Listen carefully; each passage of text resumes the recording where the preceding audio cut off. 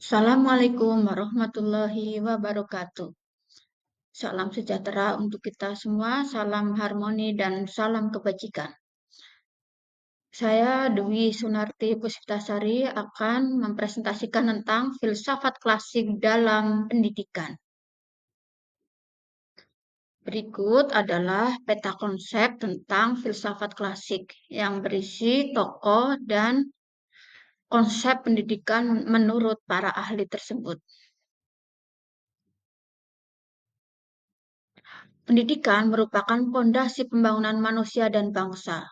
Filsafat klasik Yunani mengubah cara berpikir manusia dari mitosentris yang berbasis mitos menjadi logosentris yang berbasis rasionalitas. Filsafat akan membuka jalan bagi eksplorasi ilmiah dan pemahaman mendalam tentang dunia pendidikan. Pendidikan filsafat klasik memberikan kerangka pendidikan ideal yang berfokus pada pengembangan karakter dan pembentukan masyarakat yang beradab. Hal ini sejalan dengan pandangan Karpauris yang menekankan bahwa prinsip-prinsip Yunani, terutama Yunani kuno, dapat digunakan untuk menjawab tantangan etis dalam penerapan teknologi pendidikan modern. Tokoh utama filsafat klasik yang pertama yaitu Plato, yang kedua Aristoteles, dan Confucius. Plato merupakan murid dari Socrates yang mengembangkan teori dunia ide. Plato menekankan pentingnya pendidikan berbasis kebajikan untuk mencapai pengetahuan dan kebaikan sejati dalam kehidupan manusia. Kemudian ada Aristoteles. Aristoteles merupakan murid dari Plato yang menekankan logika dan empirisme. Menurut Aristoteles, logika dan empirisme mengarahkan pendidikan pada pengembangan kemampuan berpikir kritis dan pemahaman fenomena melalui observasi dan analisis.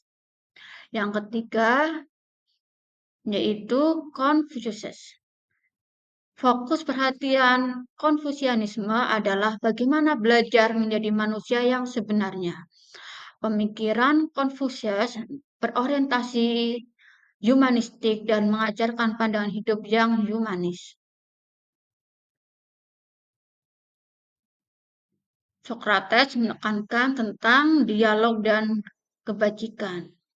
Dialog tersebut berisi metode dialektika, di mana Socrates dalam melakukan diskusi ini menggunakan tanya jawab untuk merangsang berpikir kritis dan introspeksi.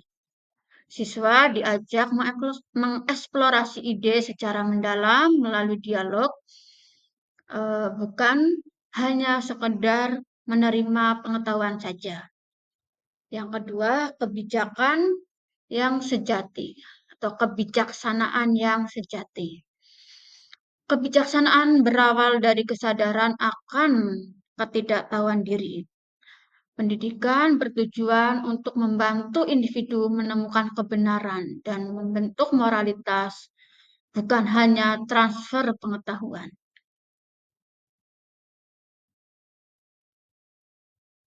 Selanjutnya ada Confucius yang menekankan tentang teori humanisme dan moralitas. Menurut Confucius, pendidikan sebagai sarana pembentukan karakter dan moral. Tujuan pendidikan diupayakan untuk membentuk manusia yang berbudi luhur dan harmonis. Praktek dalam dunia pendidikan dilakukan basis contoh atau teladan dan melakukan pembiasaan yang baik. Guru di sini berfungsi sebagai panutan moral atau role model. Dalam prakteknya, menurut ajaran Konfusius ini ada penekanan etika, tata krama, dan hubungan sosial. Karakteristik pendidikan menurut Konfusius adalah pendidikan yang inklusi, yaitu terbuka untuk semua kalangan. Kemudian menekankan pada pembentukan karakter, etika, dan hubungan sosial.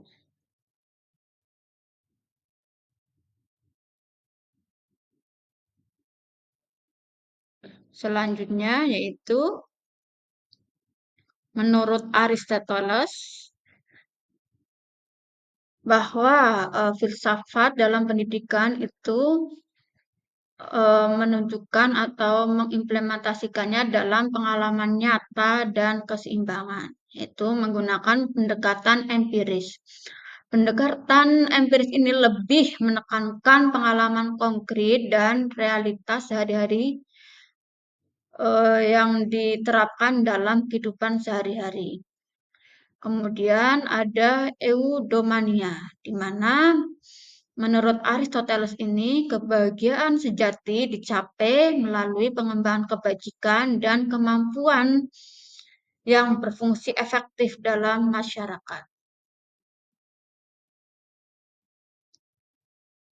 Konsep utama filsafat klasik yang pertama itu kebenaran, kedua kebajikan, dan ketiga pengetahuan.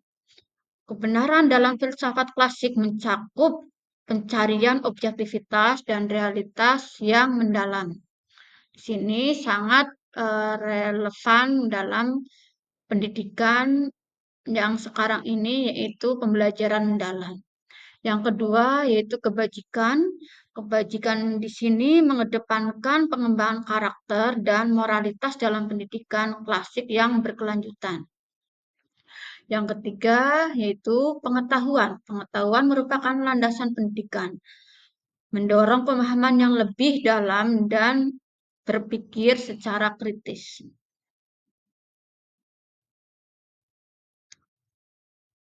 Relevansi filsafat klasik dalam dunia pendidikan yaitu menawarkan landasan penting bagi pendidikan modern dengan menekankan nilai-nilai seperti kebenaran dan kebajikan.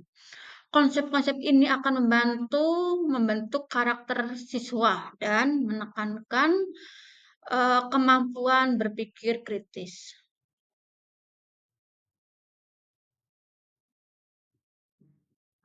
Penerapan filsafat klasik di pendidikan, terutama di sekolah, yaitu pendidikan kebajikan dengan menerapkan nilai-nilai kebajikan dalam kurikulum. Kemudian menggunakan metode dialog atau diskusi yang sudah diaplikasikan oleh Socrates untuk bertujuan berpikir kritis. Kemudian ada pengembangan akal yang diharapkan mampu mendorong kemampuan berpikir logis dan analis. Yang tidak kalah penting yaitu pembentukan karakter. Di sini difokuskan pada nilai-nilai moral dalam pendidikan.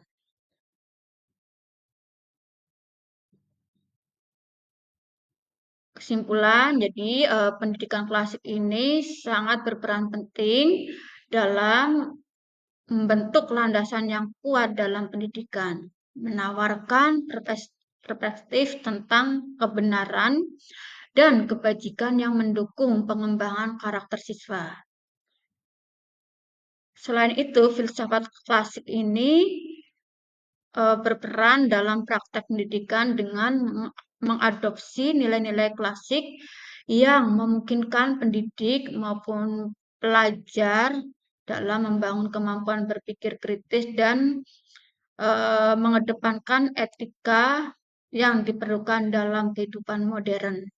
Baiklah, terima kasih. Semoga bermanfaat. Salam harmoni untuk kita semua. Saya akhiri. Assalamualaikum warahmatullahi wabarakatuh.